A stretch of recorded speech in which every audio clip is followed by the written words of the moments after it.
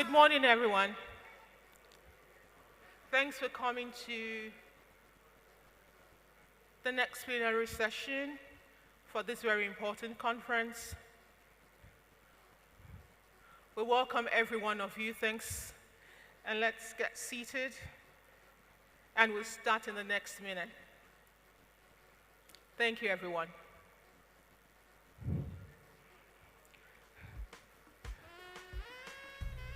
Ahead of starting in a minute's time, I would like to invite every plenary speaker to the podium. Please, I would like to first invite Dr. Fiona Braka, WHO Ghana Country Representative, to please come onto the podium. Thank you. Let's applaud her as she comes to the podium. It's also my pleasure to welcome Professor Nadia. Nadia, your surname changed here. Okay. She's a professor of Pediatrics from the University of Minnesota. Thank you. And looking for our third speaker, and very important speaker, Mr. Sharif Mothopeng. Oh la la, I'm glad to see you. You're my most important speaker here. I'm glad I didn't miss you. Thank you. So we have a very important plenary session today, and we'll be looking at pandemic preparedness and vulnerable key populations.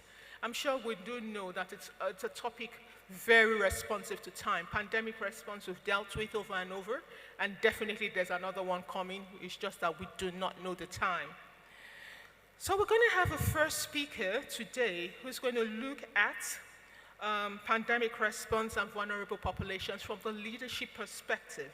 She will be speaking to strengthening Africans' resilience, integrated approach to pandemic prevention, preparedness, and response. I have the honor of introducing Dr. Fiona Braka, who once again I introduce as a WHO Ghana Country Representative.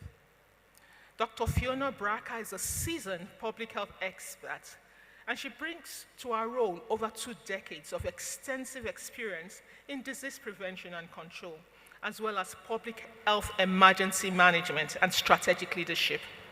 She leads WHO's Ghana's technical and operational work, collaborating effectively with the Ministry of Health wherever she works, and currently in Ghana, she works with the Ministry of Health in Ghana. She also works with key stakeholders, partners, all towards strengthening the health system, in addition to improving health outcomes and accelerating progress towards universal health coverage and health-related sustainable development goals.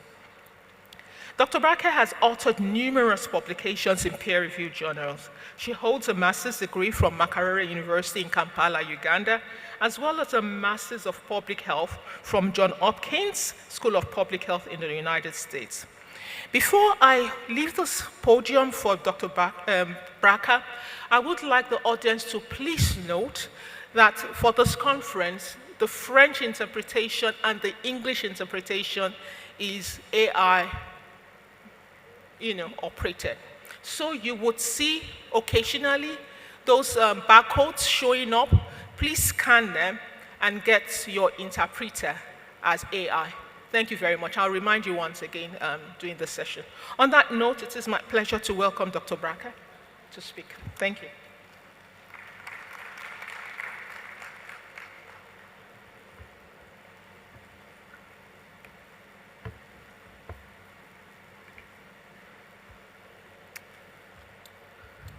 Good morning to everyone, and thank you to the organizers for inviting us, WHO, to share our perspectives around strengthening resilience for pandemic preparedness, prevention, and response. I'm making this presentation on behalf of the WHO Regional Director, Dr. Janabi, who would have loved to be here, but I hope to do justice on his behalf on this important topic. So we start off with asking ourselves, what is resilience? What are we talking about when we say Africa's resilience. Next slide, please. It means boosting the continent's ability to withstand shocks. These shocks are either economic, political, environmental, or health-related. And when they do occur, we would like to have systems that are able to adapt, those that can recover, and those that can thrive despite these shocks. Next slide. The African continent is the hotbed of public health emergencies. We account for over 60% of all graded emergencies globally, and most of these are events that are typical in fragile, remote, and highly vulnerable settings. Over the last decade, we have seen a significant rise in terms of public health events that are recorded here on the continent. So at the moment, we have over 145 events that were recorded last year, and this year we've seen actually an increment in those events. These public health emergencies stretch our systems, and when our systems are stretched, we are not able to deliver on the routine services. So it creates an opportunity for disruption of services, but even diseases that are routinely controlled start to emerge because of public health emergencies. Next. The challenge on the continent is that we have a myriad of events. We see disease outbreaks, we see conflict-driven emergencies or humanitarian crises. All these are converging on the continent, and every country you see here, there is something that is happening at one point or another in terms of public health threats. We record over 100 events every week. These are reported to WHO, and these are either outbreaks or they are humanitarian crises or climate-related crises. At the end of the day, we have to have a system that can be able to absorb these shocks and be able to save lives. Currently, we have 16 graded emergencies. When we talk about graded emergencies, these are emergencies where countries need some level of external support to be able to manage those, and we grade them based on the level of support that is required. Next slide. We learned a lot from the COVID-19 pandemic, and there were a number of independent assessments that were done to come up with recommendations for how we can build better and prevent what we saw happening during the COVID pandemic, where most countries were not ready for the scale of what happened. So there was the independent panel of pandemic preparedness that met. There was the IHR review committee. They all provided recommendations. Over 300 recommendations were pulled together. And that reflection resulted in a setup or a proposal around the global architecture for pandemic preparedness, prevention, and response.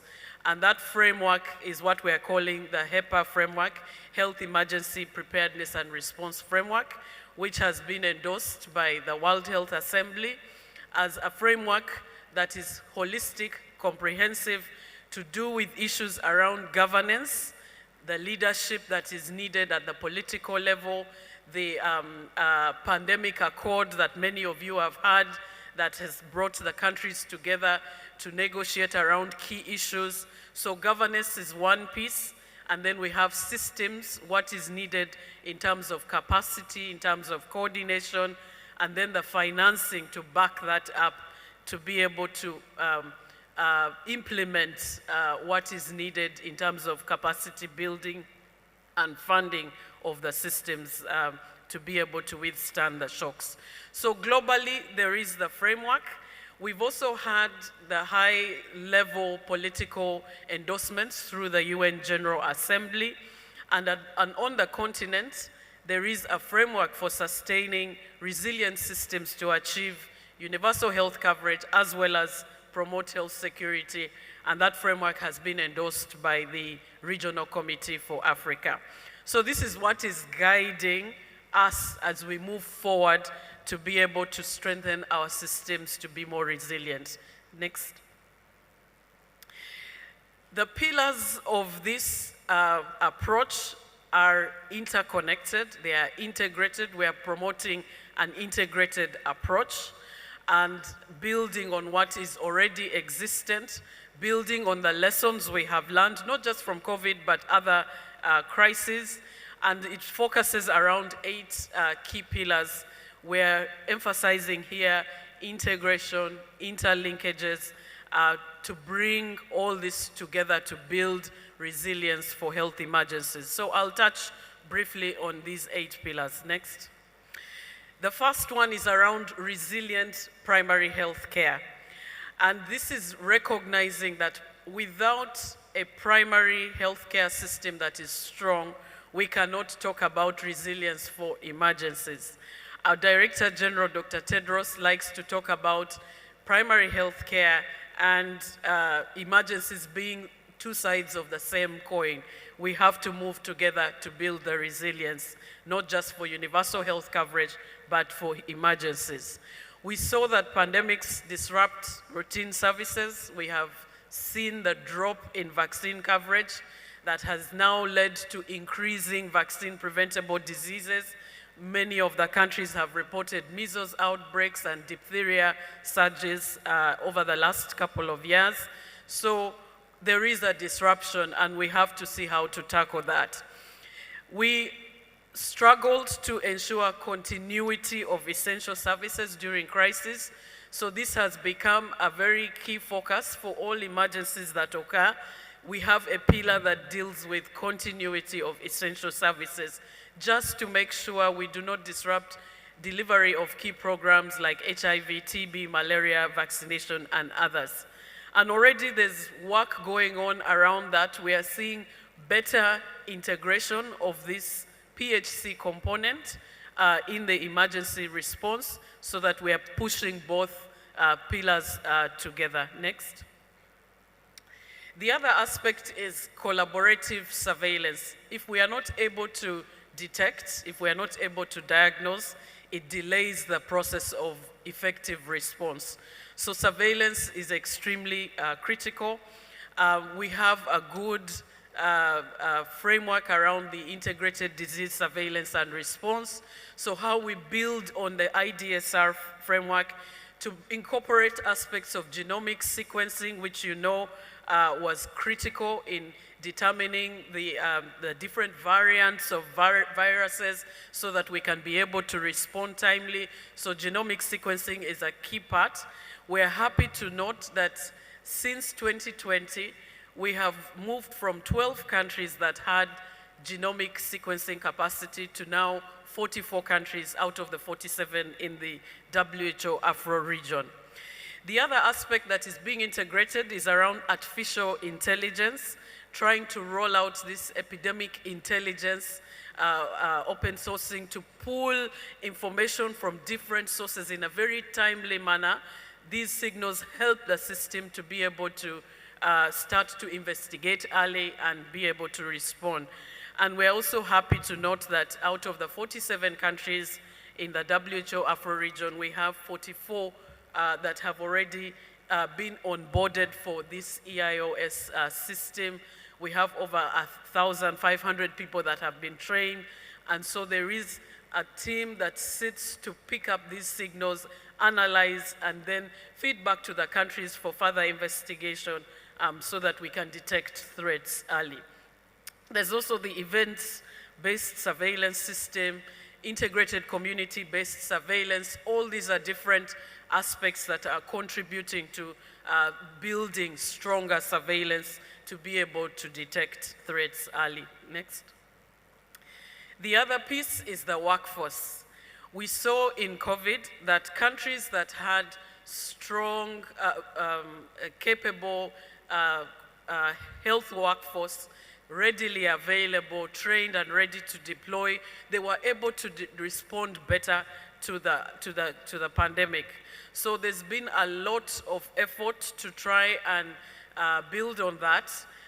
We have different initiatives. There is the Avoc Surge initiative that WHO and Africa CDC have been working together around building, identifying the different capacities in the countries, building their expertise across different disciplines. So these are multidisciplinary groups, and having them respond to emergencies. So far we have 2,300 trained across 30 countries. The aim is to reach all 47 countries, that this group is there in the country. Because in pandemics, as we saw, there is shutdown of the airspace. We could not bring people across countries. We must have the capacities in country to be able to respond. Many other initiatives, the emergency medical teams, and so on, that are of the field epidemiology training program, all these are being consolidated in the countries.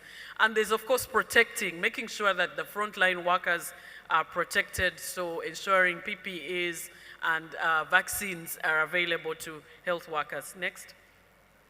The other aspect is coordination, extremely important. We are promoting the public health emergency EOCs in countries, the institutional capacities through national public health institutes to coordinate partners and the sectors in countries, so that they are able to work and avoid duplication, but work coherently in a coordinated manner to be able to respond. All this is critical in emergencies, and we have seen the number of countries with public health EOCs, but also the legalization of public health institutes increasing over the past few years. So that is a very good strength towards resilient systems. Next. Communities. We like to say emergencies start in the communities, they end in the communities. If you don't have communities that are empowered, that are part of your programs or solutions, we will not be able to sustain demand, and we will not be able to address outbreaks. So how we work with communities, extremely important. The work around infodemics to try and dispel myths and misinformation. All these are critical elements of resilient systems. Next. Local manufacturing and supply chain. We talked a lot about this on the first day. The aim is to build local institutional capacity in the countries. The AU target is that we should have 60% of all that we need, vaccines, diagnostics and therapeutics, produced in Africa by 2040. There is a framework for local production passed by our ministers of health for the next 10 years, and there's a lot of work also going on to reach that milestone. So in the interest of time, I'll just move on to the next, but a very important part, including the regulatory aspects with the setup of the Africa Medicines Agency to harmonize regulatory mechanisms across the 55 countries on the continent. Next. The whole of government, whole of society approach, recognizing that One Health is extremely important. 2/3 of the threats we see are zoonotic, so there is a link with the animal sector. So we also see the link around or overlap of climate related disasters, armed conflicts, and public health emergencies. So promoting a One Health, multi-sectoral collaboration beyond health. Again, a lot of effort going on to address this pillar. Next. We cannot talk enough about financing. We need the funding to be able to drive these initiatives. We are promoting domestic financing as the most sustainable approach. But at the same time, we have seen the goodwill of global initiatives like the Pandemic Fund that is now supporting about 26 countries in Africa. They just released the list of beneficiary countries for the third round.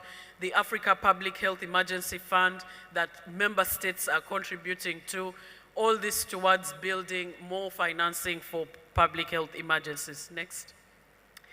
So with all this progress, the reflection that based on the reflections from past outbreaks or emergencies and pandemics, we still face challenges. We have to tackle the fact that there is a big financial gap, over 10 billion gap just for getting the continent ready. So more needs to be done about resource mobilization. We are seeing conflicts still thriving on the continent.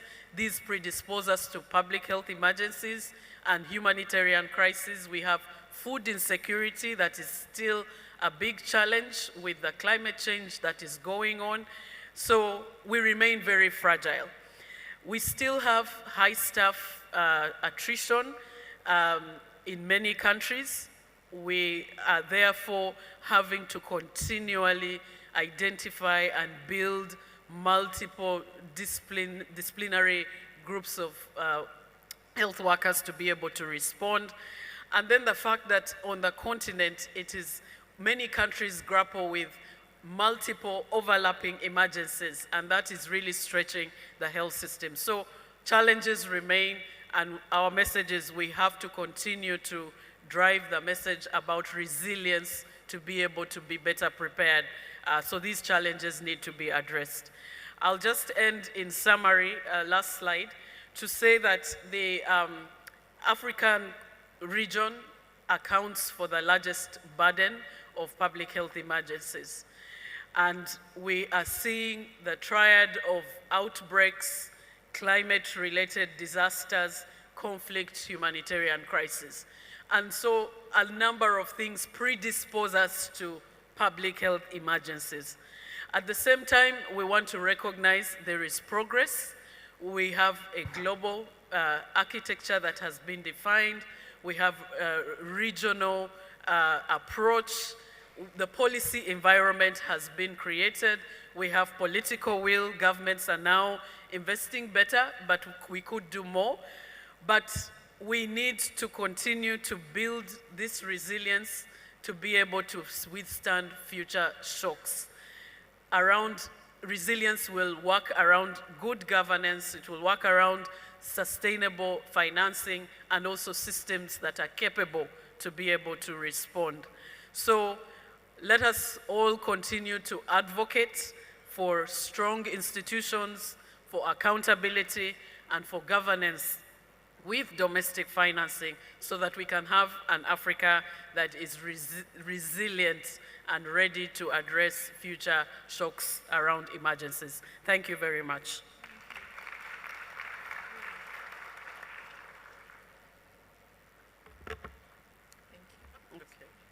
Thank you very much. So we heard in the last 15 minutes there about that disease outbreaks have almost become endemic in Nigeria, with last year having about 145 outbreaks. And so we need systems resilience. The continent, along with globes and countries, are working, and they have defined 8 pillars to reduce the risk of disruption. What we're seeing is increasing numbers of countries in the continent over the last 5 years that have become more able to respond in time to threats, but then we still need to do more. Thank you for that brilliant presentation. I would now be inviting Professor Nadia Adjoa Sam, and I confess to my conflict. She's my friend and research partner, so it's a delight to have her here. Professor Nadia is a pediatrician, a clinical scientist, and a global health professional who specializes in infectious diseases. She's a professor of pediatric infectious diseases at the University of Minnesota in the USA, and also serves as a technical advisor for pediatrics and adolescent HIV at the Institute of Human Virology Nigeria since 2010. Professor Sam is also a faculty of the Department of Pediatrics and Child Health at the University of Cape Coast School of Medical Sciences here in Ghana. Our research applies implementation science to the prevention and treatment of major infectious diseases. She also has expertise to study malaria, HIV, and TB affecting infants, children, and young people in African countries. More recently, she's expanded her scope to study mpox in West and Central Africa. Please welcome me. Join me in welcoming Nadia to the podium, but please once again note that translation is AI related. Please scan the barcode to enable you get on your iPhones translations for the session. Welcome, Nadia. Thank you, Morenike, for the introduction, and good morning, everybody. I just want to say it's a particular honor for me to be presenting at ICASA, this ICASA, since I'm Ghanaian born and raised, and it's a particular treat for me. So, I am here to talk about research, and if you know me well, you know I love doing research, as does Professor Morenike here. But talking about advancing therapeutic research for HIV, STIs, TB, and malaria right on this continent. So, as Dr. Fiona had alluded to, the African continent is a hotbed for emergencies. And in talking about the 4 diseases here, you can see on these maps that Africa is lighting up. And as an infectious disease researcher and practitioner, every time I see maps like this, I get very sad because it's Africa that just keeps lighting up and lighting up and lighting up. And in my 25-year career so far of doing research and being a clinician, it keeps happening, and I keep having to see maps like this. So we have to understand that being the hotbed of these diseases, we also have to look at how are we advancing research and studying the health issues that affect us or affect us the most. So to put this topic in context, I want us to have something like an African family meeting. And when you have family meetings, you realize that we are very highly critical of each other. So I would like you to permit me to be very critical of us. Let's have a family meeting. So you gather around. If you are from anywhere on this continent, plus the islands around it, you are part of this family meeting, okay? And including the diaspora, I'm not leaving you out. You are part of the family meeting. If you look at ICASA's theme for this year, we are talking about Africa in action. I'm underlining these words that are very key words here. Action, catalyzing, integrated, sustainable, and we want to end AIDS, TB, and malaria. And these are words that mean things. And so I want us to take cognizance of these words as we have our family meeting. First of all, we need to see our health issues more as questions to solve locally than as targets for external aid or pleas for external leadership. You see a problem in an African country, this is not for you to go and justify why you should be getting money externally to fix it. To what degree are we seeing our problems as questions to answer domestically, rather than, oh, this will help us get more funding externally because we are the poorest of the poor, we are dealing with this big issue. Doesn't mean that we wouldn't need help, but I want us to change the way we see problems and we address these problems. And then there are some inconvenient truths that we have to face, and I think everybody here knows them, but I'm going to state them for clarity. Most African HIV programs, and for that matter, TB, malaria, and STI programs, are highly donor supported. Most of the research on these conditions is funded by external sponsors. And then the external funding for programs and research for these conditions and other conditions as well has decreased significantly. And these are inconvenient truths that we are facing right now. So what I want to let you know of, I'm here to talk about research, but I also do, as you heard from my introduction, I also do public health work. We implement public health programs, particularly HIV programs that I work with the Institute of Human Virology to do in Nigeria. And one thing I've learned, and many of you will also know this here, is that when we lose program funding, we lose research productivity, because program funding and structure support research enterprise. So my point here is that if we are to advance research or therapeutic research, we've got to have strong, well-supported programs.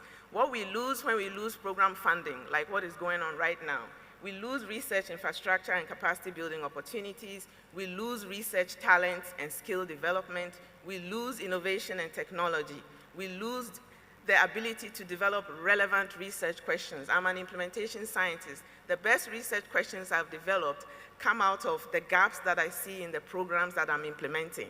And those help me to develop very, very relevant research questions to pursue and to address. We lose research collaborations and partnerships when we lose program funding or program support, and we lose responsive public health interventions and policy. We lose the opportunity to do that.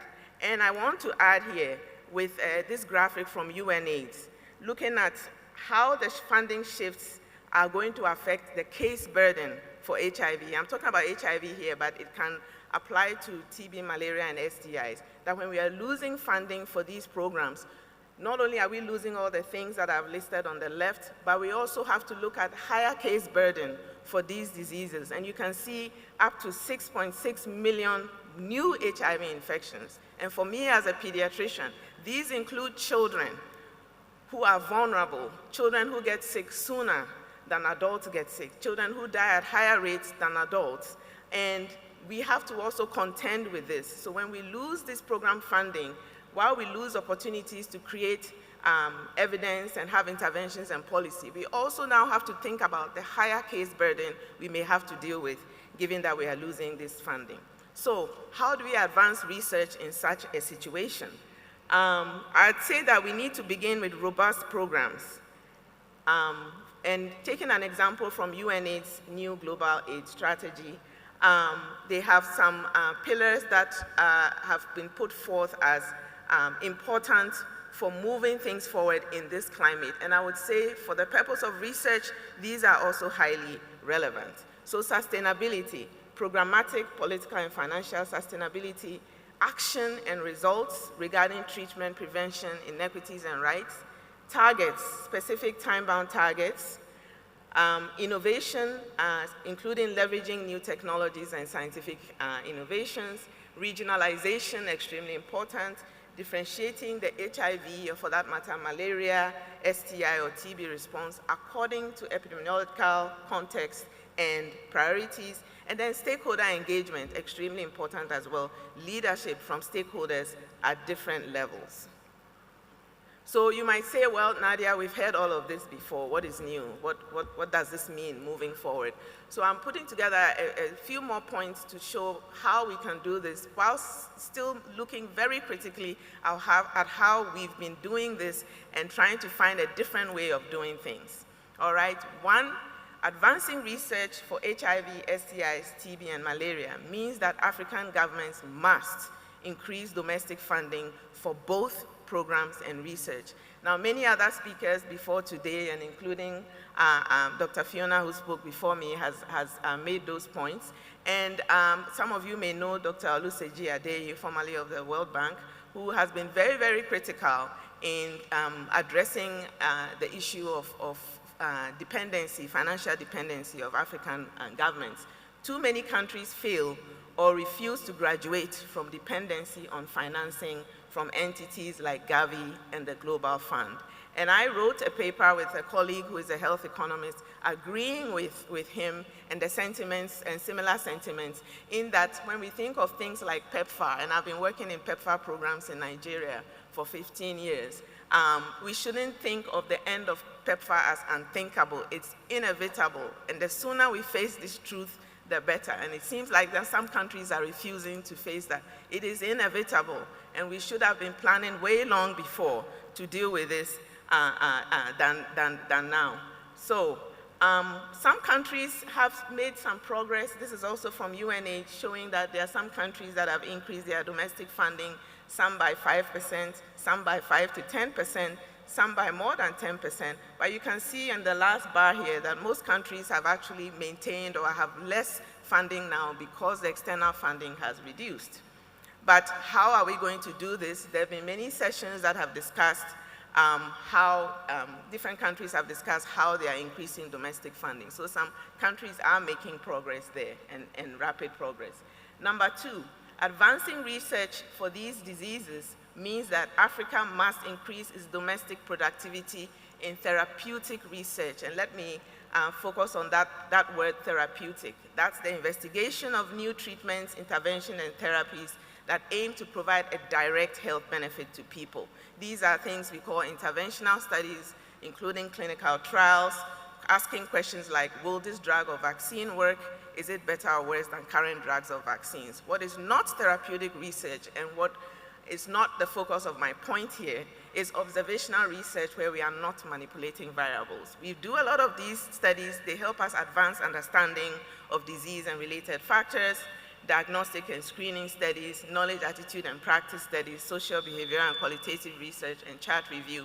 That is not what I'm talking about here. We need to do more of our own research that is therapeutic research, where we are looking for direct benefits of interventions on people's health. So we must increase our local scholarly productivity in research that has direct health benefits. And there's a lot of work that I do, particularly in the West and Central Africa region, of course with Professor Morenike as well, in building capacity and sustaining that built capacity for us to have a critical mass of people.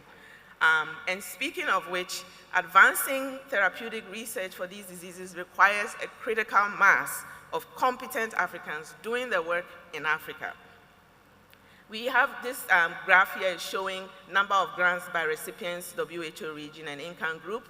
You see for Africa that out of 82,666 grants, we only got 600, okay? That is 0.7%. That's not even 1% of grants won from people who are in the WHO Africa region. And you look at other places like the Americas has about 80% and Europe has about 15%.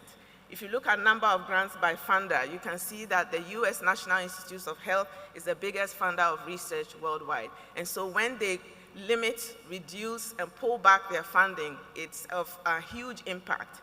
And so we got to think about where the money is coming from and how we can improve or increase our own domestic funding for research, particularly therapeutic research. If you look at this other graph as well, health researchers by WHO region, Europe moves far ahead, and then you can see Africa down there where we have 19 researchers working as full-time among 1 million inhabitants. That is insufficient. That is not a critical mass.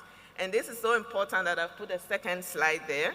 African countries have struggled to reach critical mass for human resources for research and for gender parity.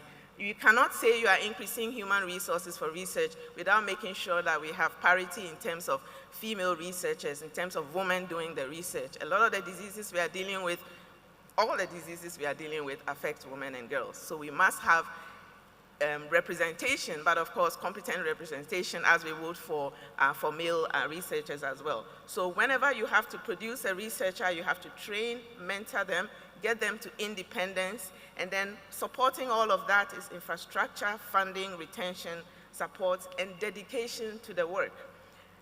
We have people falling out of this triangle, either because they moved out of the African country or they dropped out of research altogether. Lack of interest, no value or income, lack of opportunities or of local opportunities, economic instability in your country, insecurity, people are concerned about their personal safety, they will leave or they will leave research, barriers to growth and development, and then overall the brain drain. And then you will see here that when I talk about parity, I'm meaning anywhere from 40 to 60% male versus female. In fact, some other people will say 45 to 55%. And we are only just getting to parity globally. And if I were to dissect it in terms of African countries, there are some countries who have 10% female researchers, 20%, barely making 30%. We've got to fix this problem. So when we look at this map too, we have the world having 41% gender equality in research and innovation. South Africa shows up in this map at 44%, so they are doing well there. And then Egypt does. No other African country is on this map of roughly 15 or 20 countries.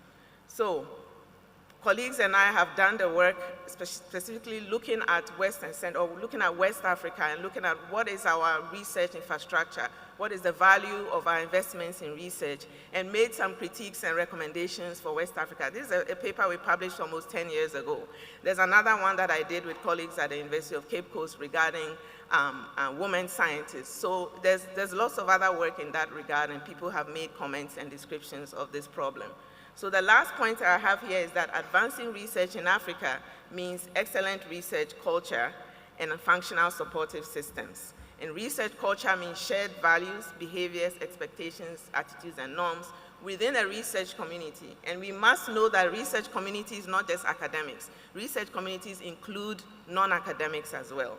And too much of our research environment is non-progressive. We are resistant to positive change. You have people trying to make positive change, and the systems which are made up of individuals continue frustrating the progress for positive change. We need to change the toxicity of our research environment in African countries. Too many of our admin systems are disorganized and dysfunctional, and I'm telling you this not as secondhand, this is firsthand. I'm telling you this from my personal experience and that of my colleagues.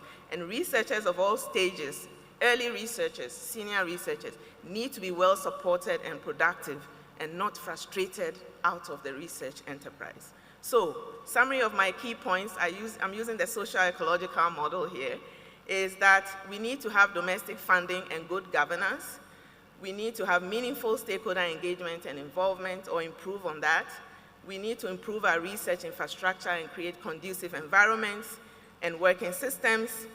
And we need to have equitable collaborations, fair opportunities, and fair division of labor. And then at the individual level, we need to have personal dedication, resilience, and make meaningful contributions to our advanced research.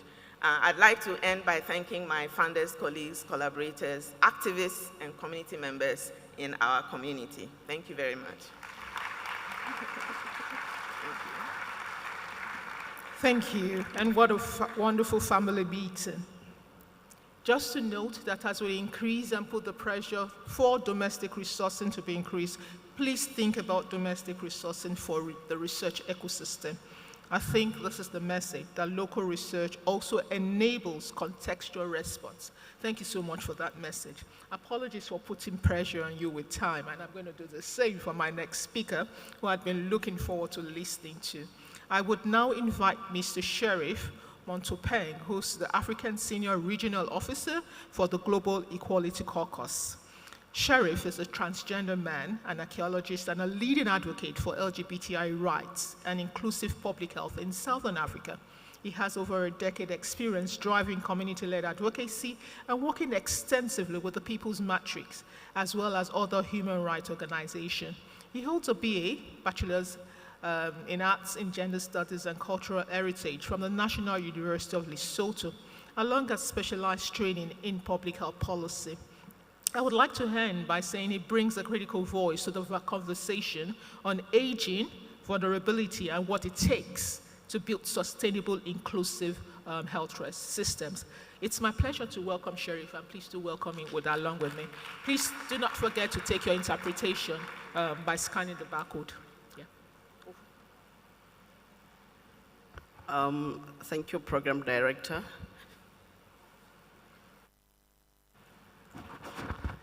And good morning, colleagues, good morning, friends, and good morning, fellow advocates and in the room, and everybody else that's joining us online.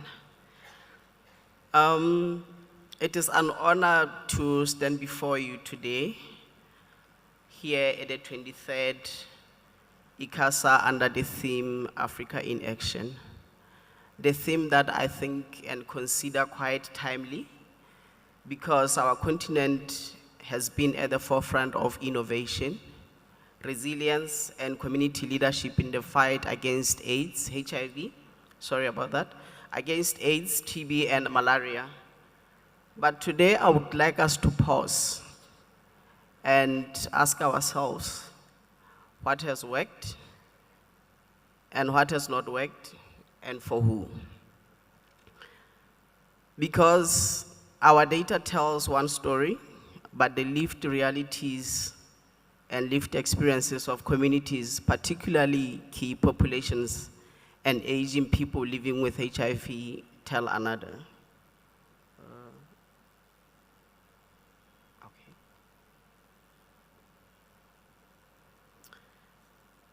This session this morning will therefore explore what has been working and what has not worked, and for who in the fight against AIDS, TB, and malaria, with a major focus on uncovering the underlying dynamics of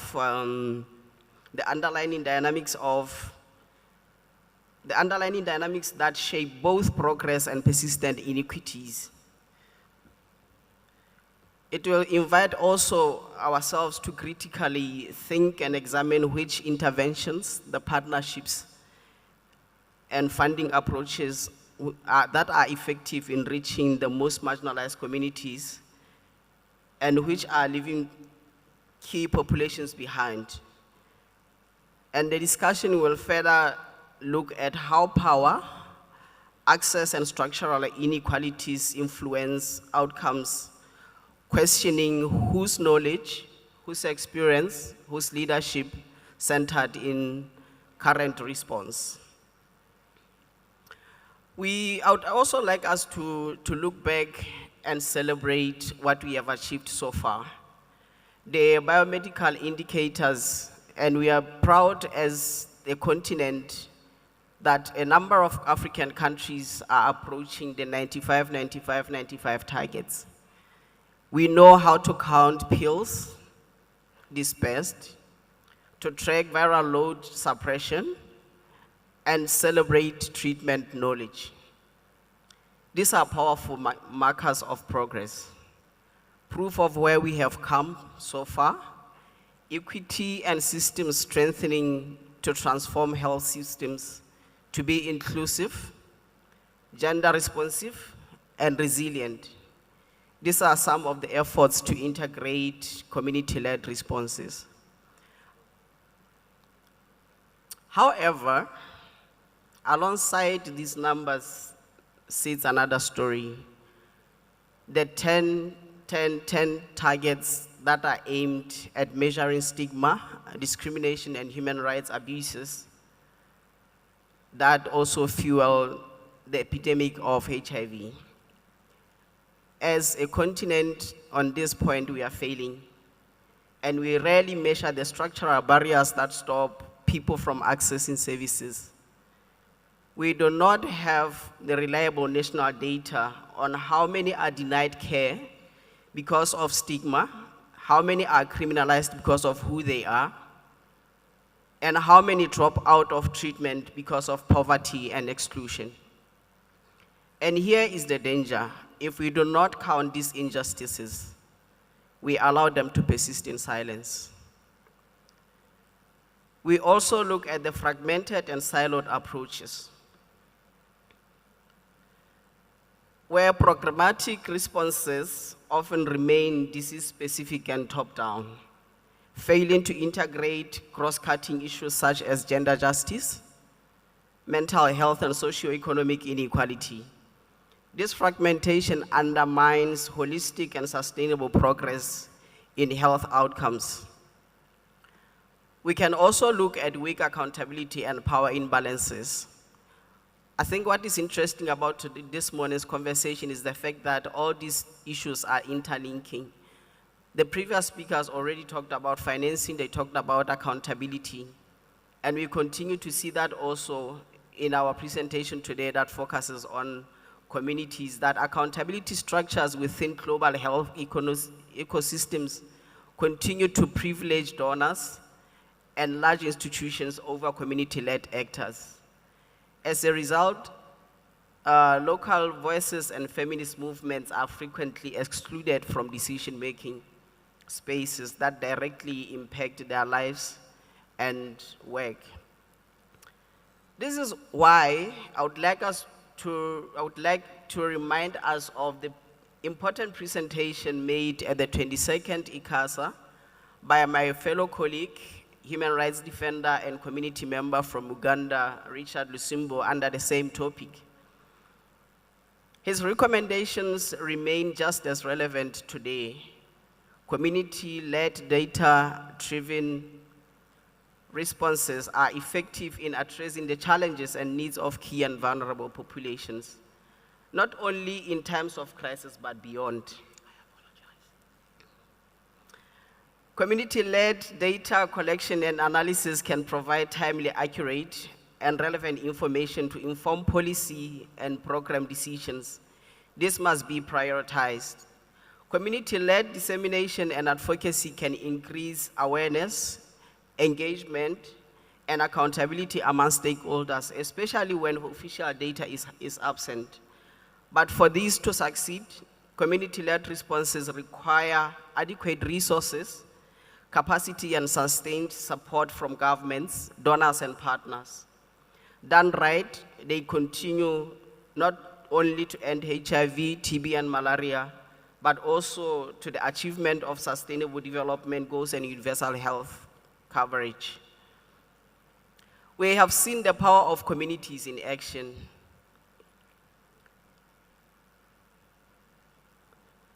Stepping up where governments and institutions have not. We take an example of the stigma index studies that was led by people living with HIV. We look at the legal environment assessments and human rights barometers and scorecards that are developed and led by our communities. And these tools tell us what is happening on the ground, people's lived experiences. And yet, this work is often underfunded, undervalued, and treated as peripheral. Communities are told their data is anecdotal, even when it reflects and uncover experiences and realities which national health services do not or will never do. A woman refused antenatal care because of her HIV status. A gay man who is afraid to seek TB treatment because he risks being arrested. Or an elderly person who drops out of ART because they are documented due to their identity documents that are not matching their gender expression. But let us also be clear that this evidence, it is lived evidence, and without it, our policies remain blind. We are asked to do more with less as the communities, while governments celebrate progress built on community sweat and sacrifices. At the same time, the space of community leadership continues to shrink. 40 years in this response, we are witnessing a rise of anti-rights and anti-gender movements. Some governments do not only tolerate it, but they lead and sponsor it. Communities deemed unpalatable to so-called moral taste, LGBTIQ communities, sex workers, people who use drugs, to mention a few, are erased from policy and budget, pushed under the margins. So the language of diversity, in conclusion, equity and inclusion, is framed as preferencing. And the initiatives designed to ensure tailored life-saving services for sexual and gender diverse persons are erased from budgets and policies. For years, communities have learned to track government commitments, especially financing. Communities contribute to the economy through paying tax. However, yet when we look at domestic investments of key populations in different countries, we realize that there is zero budget for key populations. Instead, we rely overwhelmingly on international funding for services to the very groups that are most affected. We cannot call that sustainability for Africa. More so now that same donors that we rely on continue to pull out. Time to grieve is over for Africa, and we need to move to action. I would also like to conclude by touching on the point around aging with HIV. And for too long, HIV programs have been focusing only on young people. But we now have millions of Africans living in their 30s, in their 40s and 50s who live with HIV. This is both victory and a challenge at the same time. Because as we continue to focus only on young people, there are elderly people that also live with HIV that we do not include in our programming. And this results in loneliness, mental ill health, and disenfranchised older population of living with HIV. And we have not prepared our health systems and our societies for that. In conclusion, because I realize that the time is gone, communities are not just participants, they are architects of change. To truly end AIDS, TB, and malaria, we must center community leadership, amplify their voices, and trust their expertise in designing and implementing and evaluating responses. Only when those most affected drive the agenda, we can achieve equity, justice, and lasting impact. Thank you. Thank you so much. We've heard from 3 brilliant speakers about not just domestic resourcing for clinical care, but also the often overlooked populations, key populations, aging populations. As we mobilize for domestic resources, please mobilize resources for research and mobilize resources for this often left behind populations that our data, our quantitative data, never are able to pick. On that note, I want to thank the 3 brilliant panelists. Please help me to show them our appreciation once again. To note that as you gradually leave the stage, you're going to go for a press conference and they're going to pick you. And I'm encouraging, please, the participants to wait for another 10 minutes because we have a second segment for this. And I'm, on that note, inviting my brother and friend, Dr. Mpele, to please come over and take over the second session. Dr. Mpele.